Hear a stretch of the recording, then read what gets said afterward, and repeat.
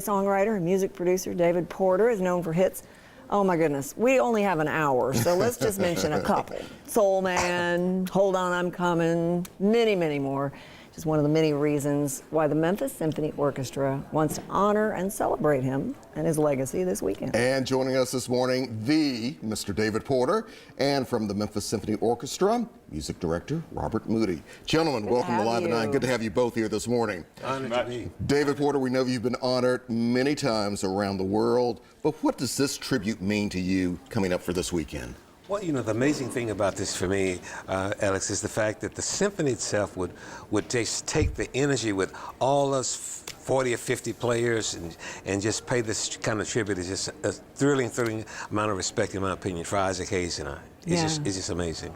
Well, and it's just such a perfect idea. Robert, what does the symphony get out of this? Well, look, I'll say first, what I get first out of this is I get to meet David Porter. You get to be a fanboy, That's it, right? we all do. I've been pretty nervous every time I first met David. But when I started as music director here, one of the first things I said is I wanted to bridge the gap between the Cannon Center and Beale Street and Stax and Sun Records. And Memphis is one of the greatest music cities in the entire world. And the symphony, we want it to be a part of all of that. Of course, Beethoven and Tchaikovsky, but great music is great music. And I'm sitting by a guy right now who only very few people on the planet can claim this. He moved music. Yeah. The writings of David Porter and Isaac Hayes actually shifted the ground forward for music. That's unbelievable. And because of that, we can then take a full orchestra, put it together with the classic hits you talked about, plus many, many more, and come up with yet even a new way to celebrate that music. That is amazing for sure. All right, David, from a standpoint of an arranger, songwriter, producer, what songs of yours are you most interested, or were you most interested in hearing combined with the symphony orchestra? Well, you know, one of the great thrills for me was having the opportunity to have worked with Ransell. And I don't know how many of your audience would know who Rance is. He's been on a couple of times. But they're going to know even more on Saturday night. He's an amazing talent. And we were so thrilled to have him as an artist at Stax Records. And I had the pleasure of producing his last album for Stax. So he will be there. We have Marcus Scott, who is the leader, a young leader of Tower Power, the traveling touring band for this. And we have Porcelain, our artist. So the fact that all of this great talent will be participating in this, along with the orchestration I'll have with this great talent here. It's just going to be a lot of fun. It's going to be a lot of fun, and we're just excited about it. We have a presentation of a vinyl album that people have access to, as well as many other things. That's awesome. Isn't it awesome how vinyl has come roaring back? I mean, that's what young people want. That's right. They want that real, authentic sound. And speaking of that, if you would, David, take us back to the future, if you would, with this release of these classics. Why do something like this? Well, you know, we've been so fortunate, Alex, to have so many commercials done with the vocal songs and all of that. But there have been many requests that if there was a rendition of these songs in instrumentals, that it would be an exciting opportunity. So I decided to do it. And I went back to the point of getting some of the musicians that were participating at Stax Records, and we made it such an authentic sounding record till it's extremely exciting that it's all instrumentals of all the songs. That is so cool. It's amazing. You know, Robert, oftentimes lay people think classical, they think the symphony, they think classical, they think, oh, that's not for me. What will this concert do for that person if they can hear the songs they know so well and sing to?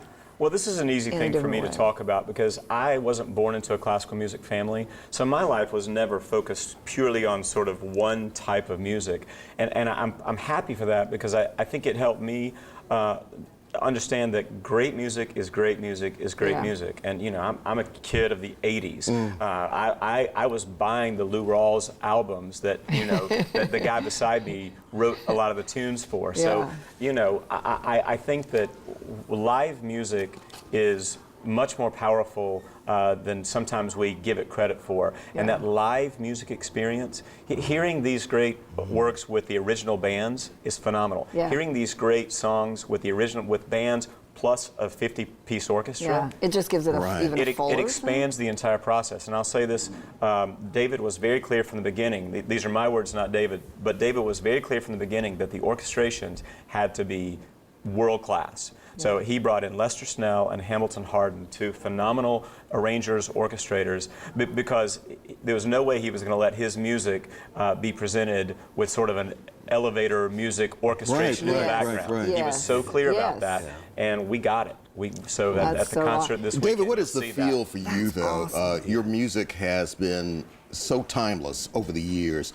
What is that feeling like, as you were saying, in commercials? I mean, you turn on the radio, you turn on TV. David Porter's music is right there today, reaching even a newer generation of fans.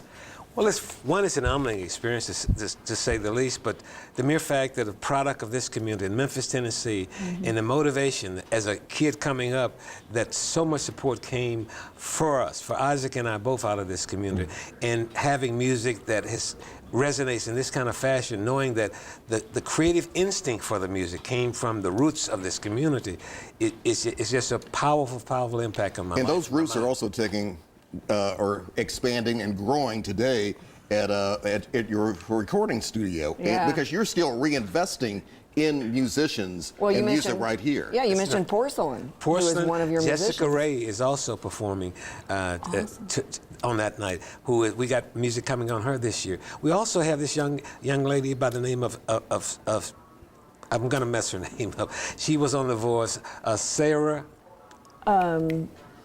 She told me this. I saw her. Yeah, I'm awful this morning. It's the age. I'm sorry, I can't call it. But I ran into her, and she told me this actually, and I just. Yeah, she was performing When Something Is Wrong with My Baby. Wow. On The Voice. Yes. And so we're bringing her in, and so she's performing as well. We have some great talent. Additionally, Devin Crutcher, and I can't remember everybody's name. So I'm going to. Ask for forgiveness on that, but it's going to be an amazing evening. And it's important for your students who you mentor to see this great orchestra too, and how this can all come together Saturday night. This is a perfect marriage here. Yes. World-class venue. That is for sure. Yeah. All right, gentlemen, thank you very much. Appreciate your time. Thank you. Thank you. Get ready for an incredible show, for sure. Get ready to groove. All right, by all means, you heard David Porter right there. All right, time now to get a check of our forecast. Weather expert Todd Demers is here. Todd, we need good, clear skies on Saturday night. Yeah, from a soul man to weatherman. There it is. He can come on up here and take care of the weather. He now knows how to work the green screen. Let me tell you, it's a beautiful start to our day all across the Mid-South. We have plenty of sunshine, some light winds, and some very comfortable temperatures. And while the first half